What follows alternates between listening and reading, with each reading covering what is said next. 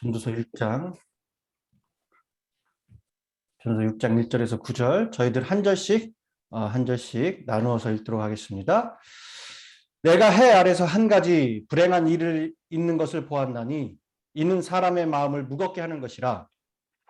어떤 사람은 그의 영혼이 소원에 부족함이 없어 부족함과 미워와 존귀와 하나님께 받았으나 종기를 하나님께 받았으나 하나님께서 그가 그것을 누리도록 허락하지 아니하셨으므로 다른 사람들이 누리나니 이것도 헛되어 악한 병이로다.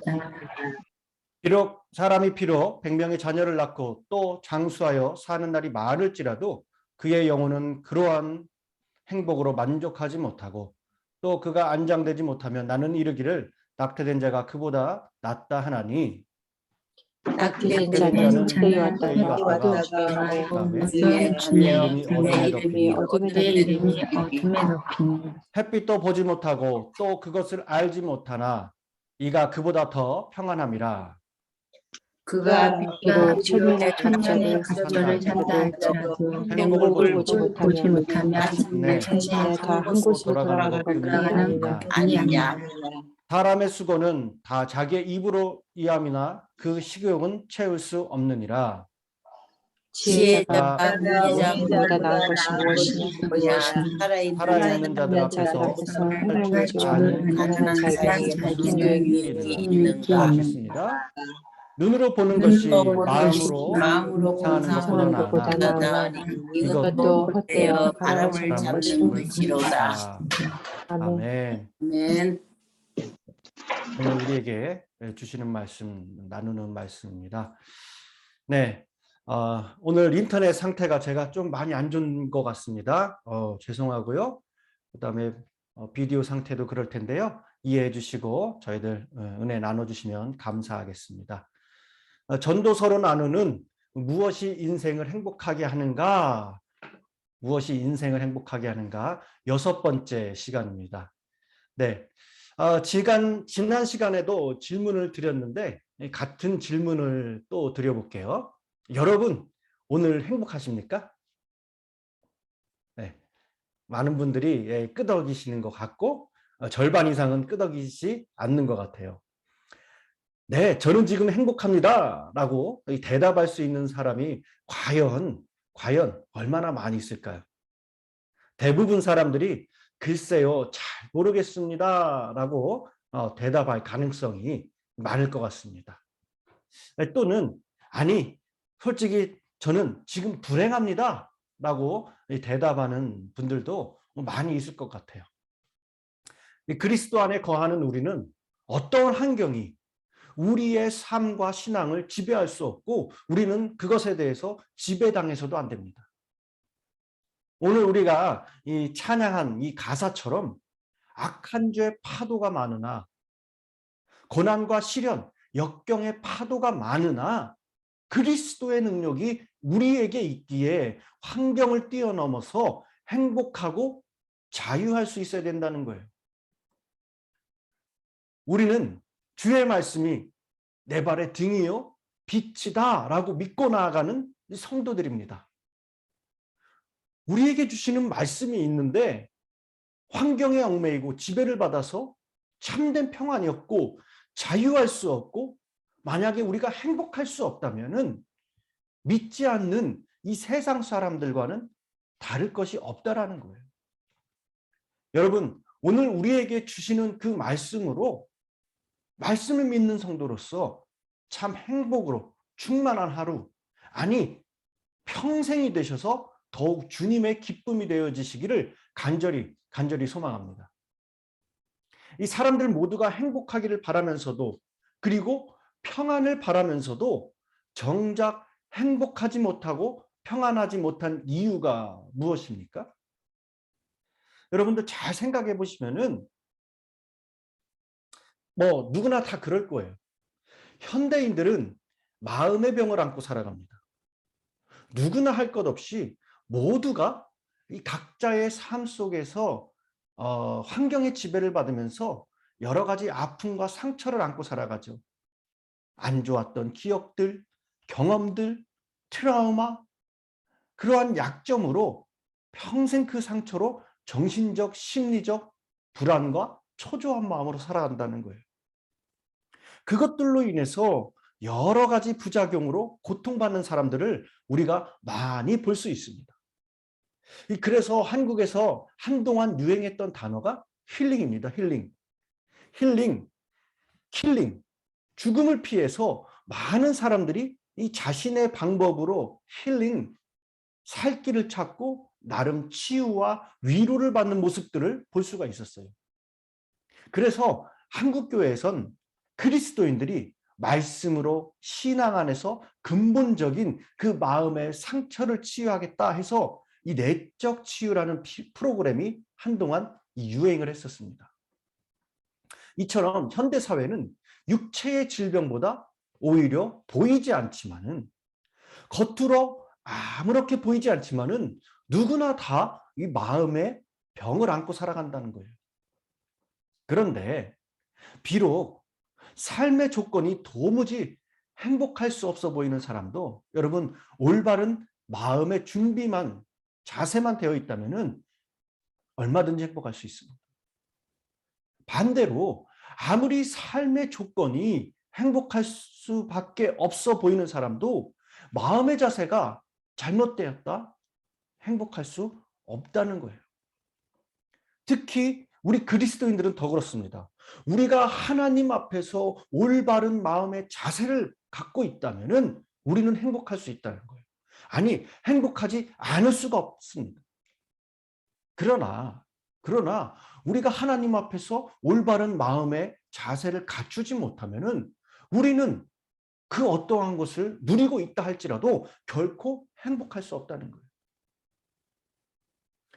그러면 우리 그리스도인들이 어떤 마음의 자세를 갖출 때 행복할 수 있느냐? 오늘 말씀을 통해서 우리가 살펴보기로 합니다. 3절을 보면 이렇게 기록하고 있어요. 사람이 비록 100명의 자녀를 낳고 또 장수하여 사는 날이 많을지라도 그의 영혼은 그러한 행복으로 만족하지 못하고 또 그가 안장되지 못하면 나는 이르기를 낙태된 자가 그보다는 낫다 하다. 이 말은 아주 단순합니다. 한마디로 만족해야 된다는 거예요. 조건이 아무리 좋아도 만족하지 못하면 행복할 수 없고, 반대로 조건이 아무리 나빠도 만족함이 있다면 행복할 수 있다는 것입니다. 여러분 시편 23편 5편에 보면 5절에 보면은 다윗은 이렇게 노래하고 있어요. 아주 유명한 그 문구죠. 내 잔이 넘치나이다. 내 잔이 넘치나이다. 무슨 말입니까? 만족하다는 거예요. 아니, 모든 것에 있어서 자기에게 과분하다는 것입니다. 바로 우리 그리스도인들이 행복하기 위해서 그리스도인으로서 가져야 할 마음입니다. 바로 무엇입니까? 내 잔이 넘치나이다. 내 잔이 넘치나이다. 나에게 부어주셨던 그 은혜를 통해서 내가 만족하고 누립니다. 내 잔이 넘칩니다. 여러분, 과소평가라는 것이 아닙니다. 그런데 우리가 말씀과 하나님 앞에서는 철저하게 겸손하게 과소평가해도 돼요. 자신의 존재를 겸손하게 평가하는 사람들은 이렇게 말하곤 하죠. 아, 나는 이만한 사람이 못 되는데 어떻게 이런 일이 있을 수가 있을까? 나에게 어떤 이런 복이 내게 왔을까? 그러면서 자신에게 일어난 일들에 대해서 놀라며 감사하며 그것을 가지고 만족하며 누리고 감사한다는 거예요. 그러나 반대로 자신을 하나님 앞에서 말씀 앞에 높이 평가하는 사람들은 어떻습니까? 어떻게 나 같은 사람에게 이런 일이 있을 수가 있을까? 어째서 내게 이런 일이 불행이, 그러면서 대체로 자신에게 일어난 일들에 대해서 불평을 늘어놓게 되죠. 실제로 다윗이 그랬습니다. 시편 8장 4절에 보면은 이렇게 말합니다. 사람이 무엇이기에 주께서 그를 생각하시며 인자가 무엇이기에 주께서 그를 돌보시나이까? 다윗은 자신을 돌아봅니다. 다윗은 어떻습니까? 들에서 양치던 목동이었습니다. 결코 왕이 될 자격도 자질도 없던 사람이에요. 그런데 그가 하나님의 특별하신 그 은혜를 통해서 왕의 자리에 올랐습니다. 그는 결코 이 점을 잊을 수가 없었던 거예요. 그래서 늘 자신의 존재를 하나님 앞에서 철저하게 겸손하게 평가하면서 살았습니다. 그래서 내 잔이 넘칩니다라는 고백이 넘쳐나는 거예요. 자신을 낮추고 자신의 존재를 하나님 앞과 말씀 앞에 겸손하게 평가하니 모든 것이 다 과분해 보이는 거예요. 그래서 다윗은 주님, 내 잔이 넘칩니다 라면서 고백하며 평생을 살 수 있었던 것입니다. 그렇습니다. 우리가 하나님 앞에 마음을 낮추고 만족할 수 있어야 된다는 거예요. 그러면은 내 잔이 넘치는 경험을 할 수 있습니다. 거창한 것이 아닙니다. 우리가 행복하게 주님 앞에서 말씀 앞에서 살 수 있는 것은 만족할 수 있어야 된다는 거예요. 늘 내가 하나님과 말씀 앞에 겸허히 그 마음을 가지고 내 잔이 넘칩니다. 그 고백이 날마다 넘쳐나시는 저와 여러분이 되시기를 간절히 소망합니다. 그리고 2절을 보면은 이렇게 기록합니다. 어떤 사람은 그의 영혼이 바라는 모든 소원에 부족함이 없어 재물과 부요와 존귀를 하나님께 받았으나 하나님께서 그가 그것을 누리도록 허락하지 아니하였으므로 다른 사람이 누리나니 이것도 헛되어 악한 병이로다. 하나님께서 베푸신 그 많은 것을 여러분들 감사함으로 누리지 못하면은 결코 행복할 수 없다는 거예요. 반대로 하나님께서 베푸신 것들에 대해서 감사함으로 받아 누릴 때에 참 행복을, 참 평안을 우리가 누릴 수 있다는 것입니다. 여기서 누린다라는 그 말은 이 어원적으로 발견하다라는 뜻을 갖고 있습니다. 발견하다. 그러니까 다시 말해서 누린다는 것은 믿음의 눈을 열어 내게 주신 것들을 올바로 보고 그것들을 감사한 마음으로 사용하고 즐기고 나누고 베푸는 것을 말해요. 이때에 내가 정말 좋은 것을 받았고 정말 많은 것을 받았고 정말 소중한 것을 받았다는 것을 깨닫게 됩니다. 그렇지 않습니까? 그리고 그것들을 감사하면서 사용하는 동안에 내 인생에 하나님께서 주시는 깊은 행복을 느끼게 된다는 거예요. 우리는 가만히 생각해 보면은 여러분 어떻습니까? 다윗과 같이 하나님께 참 많은 것을 받았어요. 참 과분하게 내 잔이 넘칩니다. 많은 것을 받았어요. 그러나 욕심 때문에 내게 없는 것만 보고 그것을 더 우리가 인간의 욕심을 가지고 더 가지려고 이 세월을 허비하다 보니까 이것을 누리지 못하고 불행해지는 거예요. 지금 내게 있는 것들을 발견하고 그것들을 누리며 살아가면 우리는 결코 행복하지 않을 수가 없습니다. 그리고 귀한 열매도 우리가 맺지 않을 수가 없다는 것입니다. 누가복음 17장에 예수님을 만나 치유를 경험했던 이 10명의 나병 환자 이야기가 기록되고 있죠.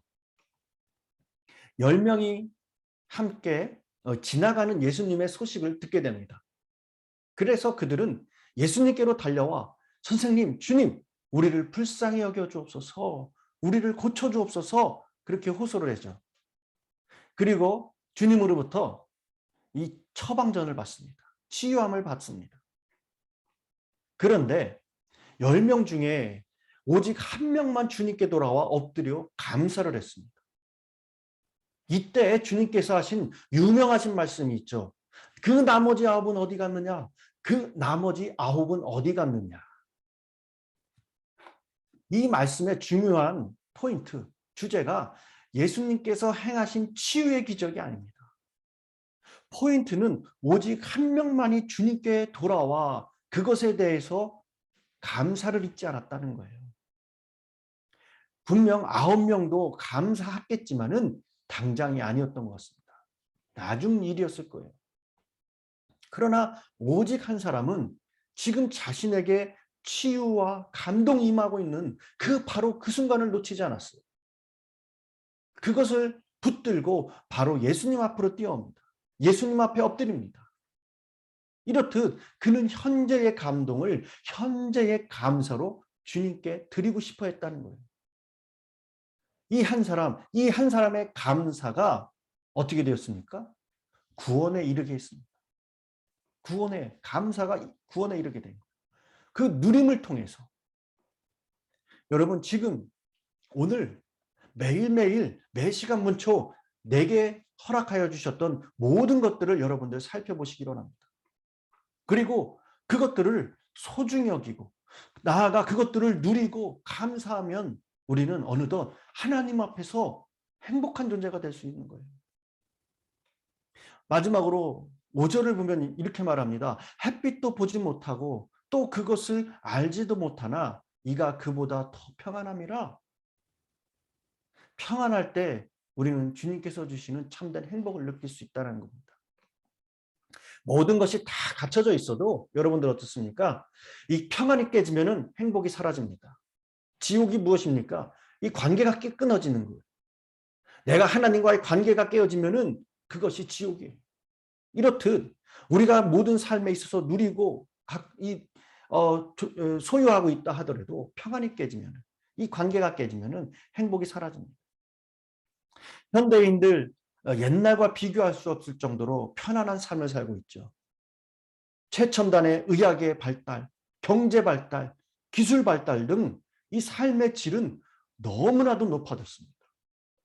그러나 이런 환경에도 이 현대인들은 과거와 달리 어떻습니까?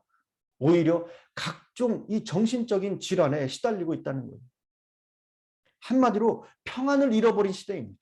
그런 시대에 지금 내가 살고 있고 우리가 살고 있고, 현대인들의 행복을 위협하는 가장 이 중요한 요소 가운데 하나가 바로 불안입니다. 불안. 여러분들 많이 불안해 하시잖아요. 저도 마찬가지예요. 이것 때문에 저것 때문에 삶의 앞의 문제 때문에. 여러분 요한복음 13장에 보면은 예수님께서 이 제자들에게 유월절 만찬을 베푸시는 이야기가 기록되어 있습니다. 이 만찬 마지막 부분에서 예수님께서 보다 구체적으로 앞으로 일어날 일들에 대해서 말씀하셨어요.